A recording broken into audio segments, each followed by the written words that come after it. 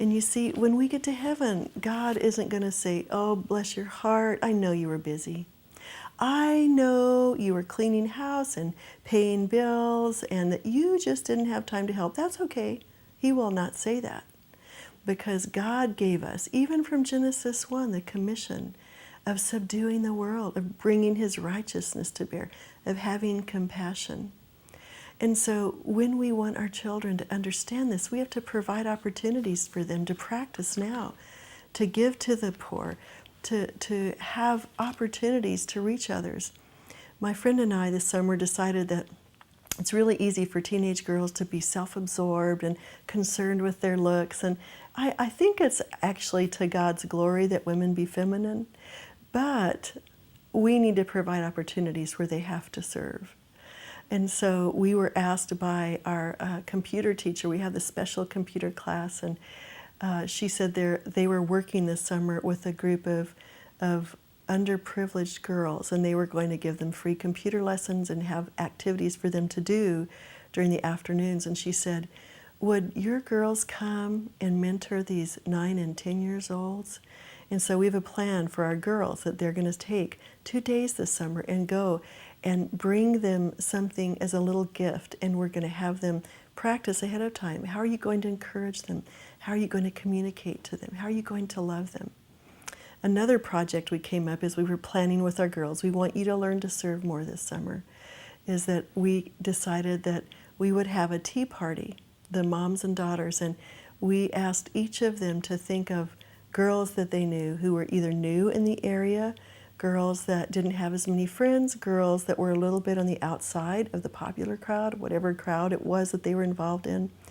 And so each of our girls came up with 5 girls that they knew who didn't have many friends, who were new in the area, or who didn't have the opportunity even to go to tea parties ever. And we're looking forward to this, and we'll be talking with them about what words of life they can give to these girls.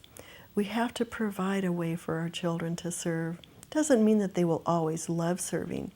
As a matter of fact, once I was saying to my son, it was Christmas time and we were going to another homeless project, and I said, you know, this is the day when this church gives out toys for to all of the single moms who don't have enough money to buy their children toys. And I said, they need for you to come and babysit. And he said, I don't want to babysit. That's for girls to do. And I said, no, they want you to help because they don't have enough helpers.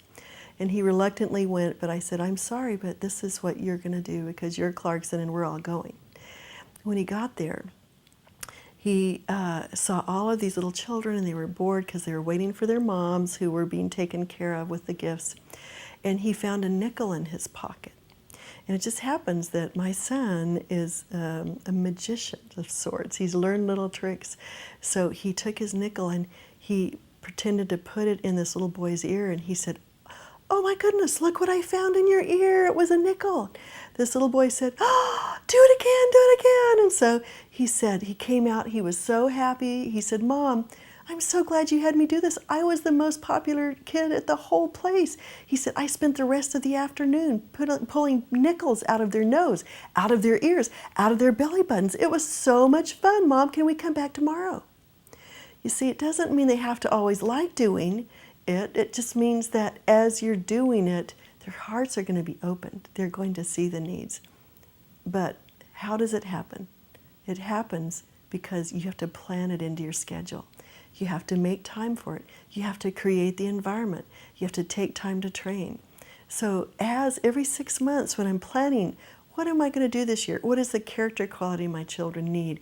What can we do in the ministry? What can we do to serve other people? I'm always thinking through, is there somebody we can show compassion for? Is there something we can give to? Is there someone my children can serve? And what will happen is you'll find out that your children will grow up as a way of life, thinking of themselves as the answers to other people's needs. When Jesus says the harvest is plentiful and the workers are few, when your children have been given the skills to learn how to work, to learn how to reach out, they will ultimately perceive themselves as people who share. One last thing is, in whatever way we can, we need to teach our children that they have the ability of helping others to join us in heaven. What do I mean by that? We need to teach our children, even if we've never learned, we need to learn how. What is your story? Nobody can deny a story. How did you come to know God? Teach your children in their own simple words to tell a story. I learned when I was a little girl that the God who created this beautiful world is the God who made me to know His love. Teach them a couple of verses. You see, God said that He loved the world so much that He wanted to bring us back to Himself, to heal all of the wounds that we've had in our heart. We give our children that vocabulary. I was at a picnic. Our family decided to go to a picnic, and we were throwing a Frisbee around the park. And I had gone with one of my daughters over to the little bathroom. And when we were over there, this very lonely, homeless-looking person was sitting dejectedly at a table and looking forlorn. And so my daughter punched me, and she said, "Let's go talk to them." We walked over to this place, and it ended up that this particular man that she had seen was an older man, and he didn't have a job at the time. He did have a home to go home to, but he had lost his wife to cancer 6 months before, and he was feeling very lonely. And so just from the training in my background, I started making friends, and I said, "How are you? And tell us about your life." And then I just said, "Can I pray for you?" I said, "I don't know what your religious views are, but I believe that there's a God who loves you and who cares for you." And so I just kind of put my hand on this man's arm, and I said, "Oh, dear God, thank you that we got to meet," and I'll call him Jim. "Thank you that we got to meet Jim today. God, I know he must be very lonely without his wife. But Lord, Sarah and I pray that you will show him your love, and that you will show him that you're good, and that you'll give him hope and help him to know that his life matters. Help him to understand that there is a God named Jesus who wants him to know him and to know that he'll always be with him for eternity. Amen." And the man, when I opened our eyes, the man had tears coming down his eyes, and he said, "It's been so long since I knew that anybody has cared for me. Thank you for talking to me today." And when we went back to the boys, it was just 15 minutes. It wasn't a big deal, but I found that praying for people is one way to really reach their hearts. I'll pray for your problem. I'll pray for your son or daughter. I'll pray that God will bless you. But just doing it as a way of life. I'm not a very bold person. I'm kind of shy at heart.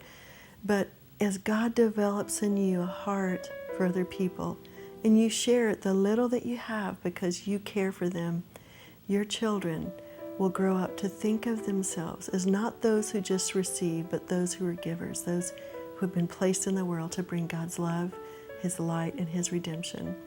So another aspect of the greatest thing you can give to your children is a heart that models the heart of compassion, the service of living for other people, and understanding that when you teach your children to give, they are giving back to their wonderful God who loves them so much.